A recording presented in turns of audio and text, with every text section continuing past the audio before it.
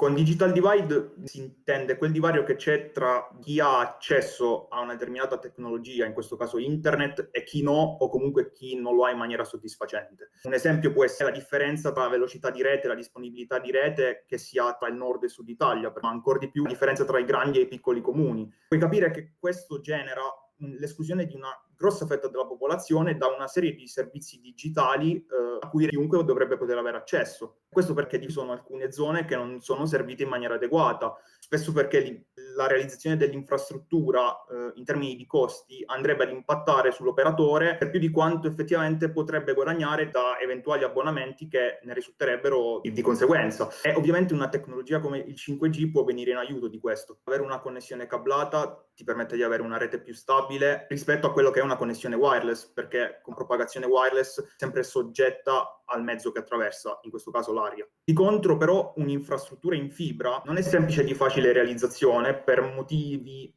principalmente territoriali, o piuttosto che per motivi puramente economici. Ci sono quelle zone che nel PNRR sono definite aree residuali, dove l'idea è quella di utilizzare sistemi Fixed Wireless Access. Questi sono sistemi per cui la connessione tra due strutture fisse viene realizzata attraverso una trasmissione wireless, quindi non attraverso un cavo in fibra ottica. Questo perché la trasmissione wireless permette di ovviare a quelle che sono le problematiche rispetto alla realizzazione di un'infrastruttura cablata. Questo in ottica 5G va a coprire una grossa fetta di territorio, quindi una grossa fetta di popolazione che al momento non ha accesso a una tecnologia in fibra e di conseguenza non ha accesso a una connessione a internet a una velocità adeguata. Lato utente in questo caso non ci sono differenze, vuoi tu abbia un'infrastruttura dietro che è realizzata in fibra piuttosto che con una connessione wireless in 5G, non hai grosse differenze perché tu hai il tuo router in casa a cui colleghi i tuoi dispositivi e questi dispositivi funzionano normalmente. Il router non è collegato attraverso un cavo in fibra a quella che è l'infrastruttura di rete, ma è collegato tramite un cavo ad un'antenna che riceve quel segnale inviato dall'apparato operatore che a sua volta non utilizzerà della fibra ma un'antenna in trasmissione. Ovviamente si parla anche di connessioni satellitari per garantire la connessione ad internet in queste zone. Qualcuno potrebbe obiettare perché non lo si fa col 4G, perché il 4G non ti permette di avere quelle prestazioni che ti offre il 5G e di conseguenza sono queste le zone in cui si ha necessità di utilizzare questi sistemi, non tanto dal punto di vista tecnico, quindi non è più facile, non è questa la differenza, il motivo è puramente economico in realtà.